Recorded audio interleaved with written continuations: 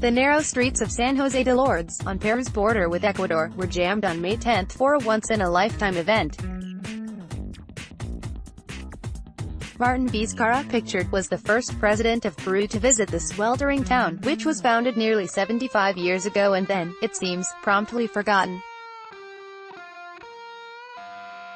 "We are taking a look at the entire country, focusing attention right now on areas that have been abandoned by the state," he told The Economist in his first interview with a foreign newspaper.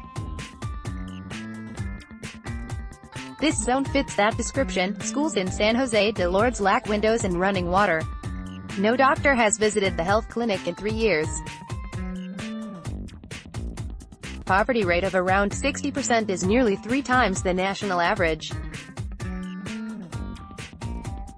Cars cross the Chinchipe River on a pulley-drawn platform, sometimes waiting days for passage. The town's previous mayor is in prison on corruption charges." Get our daily newsletter, upgrade your inbox and get our daily dispatch and editor's picks. Mr. Vizcarra's visit is part of a frenetic travel schedule that he began after his unexpected elevation to the presidency in March. He heads to the countryside at least once a week. In Lima, the capital, he shows up unannounced at schools and hospitals. Part of the point is to show that he is nothing like his predecessor, Pedro Pablo Kuczynski, who resigned to avoid impeachment in a conflict of interest scandal. The former president is urbane, polyglot and out of touch. Mr. Vizcarra, an engineer by training, is provincial and proud of it, says John Ewell, a consultant in Lima. The new president has 2 priorities.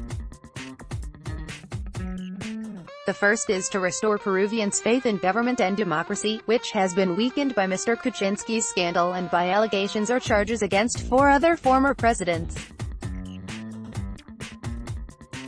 "We need to rebuild trust by showing that public management can be done transparently and honestly," says Mr. Vizcarra. His second goal is to boost economic growth, which is too slow to continue the recent progress Peru has made in reducing poverty. In 2017, GDP growth dropped to 2.5% from 3.9% in the previous year and the poverty rate increased. The government has cut its forecast for growth this year from 4% to 3.6%. "With more public and private investment, we will expand the economy, create jobs and fight poverty," he promises. Though keen to show that he understands people's problems, he does not offer quick and easy solutions for them. In San José de Lourdes, he spurned a waiting pickup truck to walk from site to site, cuddled a newborn baby at the clinic and placed a cornerstone for a bridge across the Chinchipe. But to pupils who lobbied for computers at their school, he counseled patience. "Before we can think about computers, we have to provide water, electricity, and bathrooms," he told them. His message seemed to be getting through. "It is nice to hear a politician talking about real things and not just making promises," says Jenny Tello, a teacher. "It will be a big change if he governs like this. That will not be easy."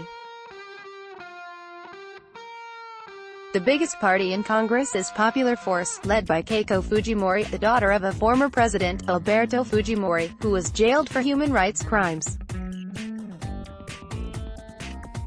Her implacable opposition to Mr. Kuczynski helped topple him.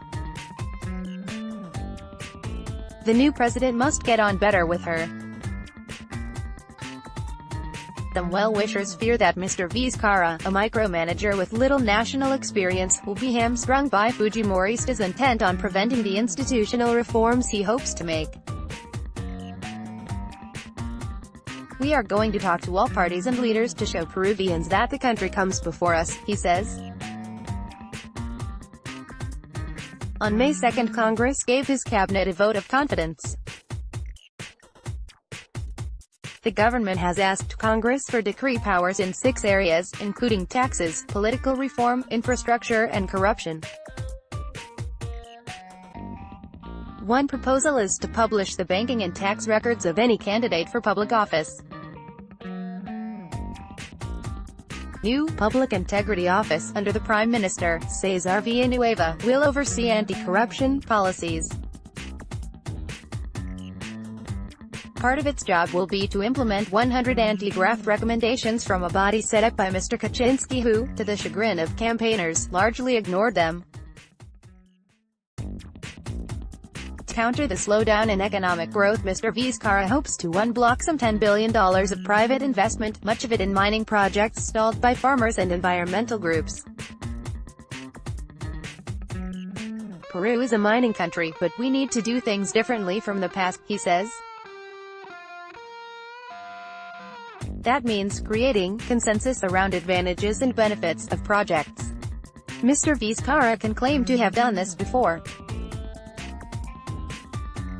As governor of Moquegua, a southern department, from 2011 to 2014, he knocked mayors' heads together to advance the planned Quellaveco copper mine, says Mr. Yule.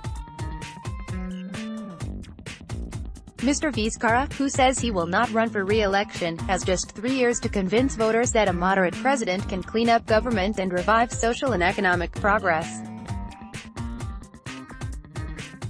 If he fails, Peru's sour-minded voters may offer the next chance to someone less committed to pragmatism and democracy.